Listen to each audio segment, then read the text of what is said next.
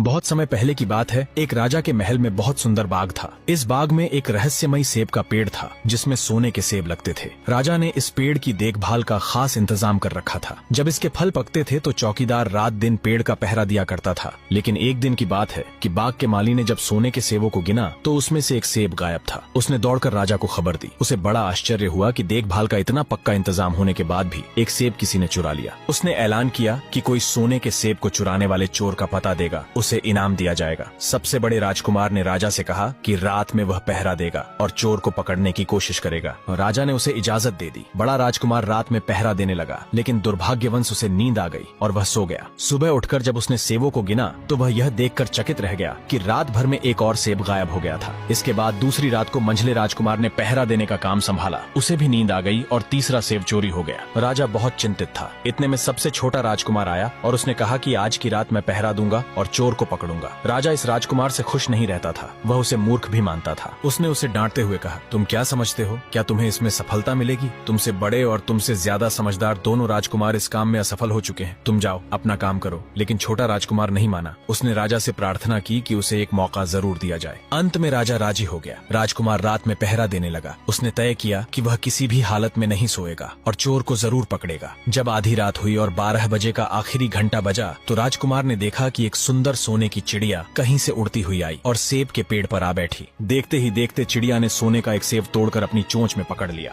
राजकुमार ने फौरन निशाना साधकर तीर चला दिया, लेकिन तीर चिड़िया को नहीं लगा और वह पंख फड़फड़ाकर उड़ गई। हाँ, इतना अवश्य हुआ कि उसका एक सुनहरा पंख टूटकर जमीन पर आ गिरा। दूसरे दिन राजकुमार ने राजा को सारी बात कह सुनाई और वह सोने का पंख उनके सामने रख दिया। पंख इतना सुंदर और कीमती था कि राजा उसे देखता ही रह गया और उसने कहा, अगर उस चिड़िया का एक पंख इतना सुंदर है तो वह पूरी चिड़िया कितनी सुंदर होगी। मैं चाहता हूँ कि उस चिड़िया को कोई पकड़ कर लाए। सबसे पहले बड़ा राजकुमार इस काम के लिए रवाना हुआ। चलते चलते वह एक जंगल में पहुंचा। वहाँ उसने एक नरभक्षी राक्षस को आराम करते हुए देखा। राक्षस ने राजकुमार से कहा, मुझे पता है कि तुम सोने की चिड़िया की खोज में निकले हो। तुम मेरी राय मानो तो तुम्हारा काम जल्दी ही पूरा हो जाएगा। तुम इसी रास्ते से सीधे चले जाओ। शाम होने पर तुम एक गाँव में पहुँचोगे। वहाँ तुम्हें आमने सामने 2 सराय मिलेंगी। एक सराय खूब सजी सजाई और सुंदर सी होगी, लेकिन तुम उसमें मत ठहरना। तुम उसके सामने वाली दूसरी सराय में ठहरना जो बहुत मामूली और देखने में भी भद्दी सी होगी। ऐसा करने पर तुम्हारा काम आसानी से पूरा हो जाएगा। राक्षस की बात सुनकर राजकुमार ने कहा, मुझे तुम्हारी सलाह की जरूरत नहीं है। यह कहकर राजकुमार आगे चलता गया। शाम को जब वह एक गांव में पहुंचा तो उसने देखा कि वहां मार्ग के किनारे सचमुच 2 सरायें थीं। उनमें से एक सराय खूब सजी सजाई थी और उसके अंदर से लोगों के नाचने गाने की आवाजें आ रही थीं। दूसरी सराय भद्दी सी थी और वहां अंधेरा घिरा हुआ था। राजकुमार सजी सजाई सराय में ठहर गया। थोड़ी देर में वह भूल गया कि वह असल में सोने की चिड़िया की खोज में निकला था। उधर जब काफी समय बीत गया और बड़ा राजकुमार नहीं लौटा तो मंझला राजकुमार सोने की चिड़िया की खोज में चल पड़ा। वह भी उसके साथ अमानवीय पाप किया गया। सुबह होते ही वे उसे उसी दशा में उसके कक्ष में छोड़ आए। मधुबाला को कुछ भी याद नहीं था। उसे तनिक भी झांक न था कि उसके साथ क्या हो चुका है। कुछ दिन बीते। मधुबाला फिर आती रही। तीनों पापी उसे बार बार उसी सम्मोहन में बांधते रहे। ये क्रम चलता रहा। समय बीता, पर अब उसका पेट बढ़ने लगा। उसे कोई आभास न था। वह सोचती रही थी, आजकल मैं कुछ ज्यादा खा लेती हूँ, शायद इसीलिए ही ऐसा हो रहा है। और सोचे भी क्यों न, कौन सी कुंवारी कन्या ये सोचेगी कि वह गर्भवती हो सकती है। कुछ माह बीते। एक दिन मधुबाला के पेट में भयानक पीड़ा हुई। मारे पीड़ा के वह बेचारी चिल्ला उठी। उसके पिता ने जब उसकी चीख सुनी तो वो उसे बैलगाड़ी में बैठाकर उस समय के विख्यात वैद्य के पास ले गए। वहाँ जाते ही वैद्य जी ने कहा, बधाई हो मधुबाला, आप माँ बनने वाली हो। ये सुन मधुबाला बोली, काका क्या अनाप शनाप बोल रहे हो आप? मैं अभी अविवाहित हूँ और भला एक अविवाहित कन्या गर्भवती कैसे हो सकती है? ऐसा कहने से पूर्व तनिक सोचना तो था कि जांच सही से कर लूं, परंतु ये सब पास ही खड़े उसके पिता ने सुन लिया। और चूंकि ये बात किसी ऐसे वैसे वैद्य ने नहीं कही, बल्कि उन्होंने कही जो उस समय अपनी आयुर्वेद चिकित्सा में दूर दूर तक विख्यात थे। मधुबाला के पिता के पास इस बात को स्वीकार करने के अलावा कोई विकल्प नहीं था। उन्होंने मधुबाला की ओर देखा और कहा, क्या यही संस्कार दिए थे तुझे? क्या मेरे लाड प्यार का यही फल दिया तुमने? अरे तनिक तो लज्जा रखी होती। मैंने आज तक तुझे माता और पिता दोनों का प्यार दिया और बदले में तुमने मुझे क्या दिया? ये समाज के ताने। अरे देखो इन लोगों को, और आज हर कोई मुझ पर और तुझ पर उंगली उठा रहा है। एक पिता के लिए तो ये देखना तो दूर, सोचना भी कितना कष्टकारी होता है। तू क्या जाने। अरे एक बार मुझे कह देती, तुझे शादी और संतान प्राप्ति की इतनी ही लालसा थी तो, परंतु नहीं, न जाने किसका पाप ले आई हो। आज तुमने मुझे जीते जी मार दिया है। मर चुका है तुम्हारा पिता आज से, चली जाओ मेरी नजरों के सामने से। ऐसा कह मधुबाला के पिता फूट फूट कर रोने लगे। उससे पहले कि मधुबाला कुछ कहती, मधुबाला के पिता को मारे चिंता के तीव्र हृदयघात हुआ और उनका वहीं देहांत हो गया। बेचारी मधुबाला समाज के तानों और उठती उंगलियों तले जाए तो भी कहां, था और ऊपर से गर्भवती भी तो थी। परिस्थिति भी ऐसी आन पड़ी जिसमें रिश्तेदार, यहाँ तक कि स्वयं के पिता को भी उस पर भरोसा न था। ऐसे में उसकी पीड़ा असहनीय थी। वो रोती हुई उस अखाड़े में पहुंची जहाँ के पापियों ने उसके साथ ये पाप किया था। मधुबाला को देख अखाड़े के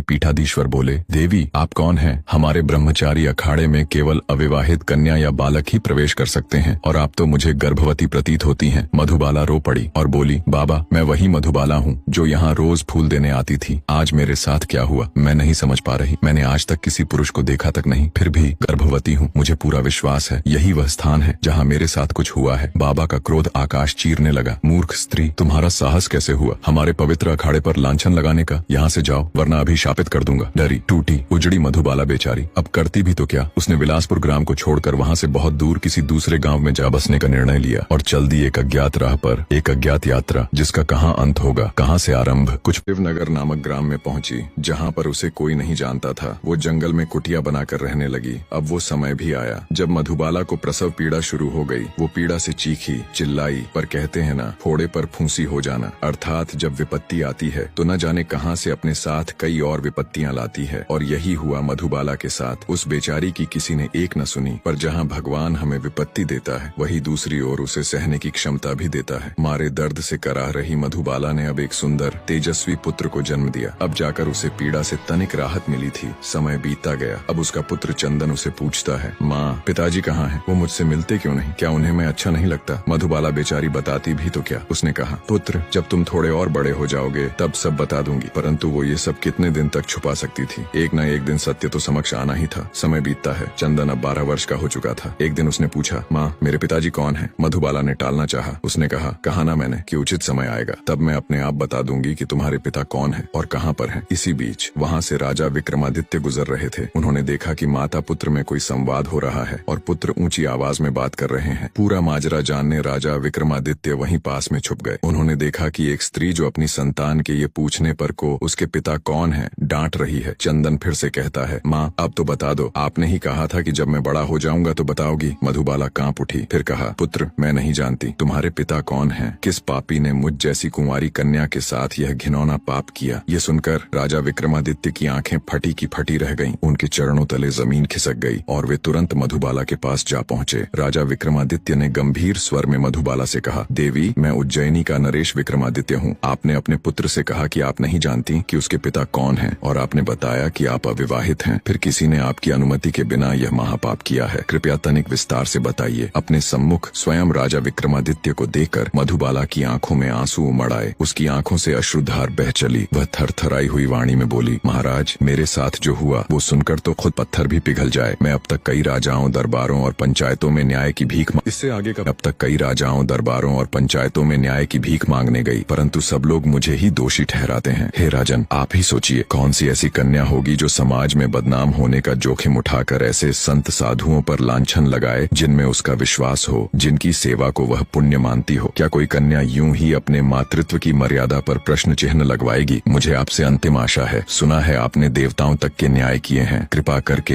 हे महाराज मुझे न्याय दिलाइए और उस पापी को दंड दीजिए जिसने मेरे स्त्रीत्व को रौंदा। पूरा वृतांत सुनकर राजा विक्रमादित्य की आंखें लाल हो गईं। उनके भीतर धधकता न्याय अब धधकती ज्वाला बन चुका था। देवी उन्होंने कहा, आप तनिक भी चिंता न करें। जब तक विक्रमादित्य जीवित है तब तक आपके साथ अन्याय नहीं होने दूंगा। मैं आपको न्याय दिलाऊंगा। उस पापी को दंडित कर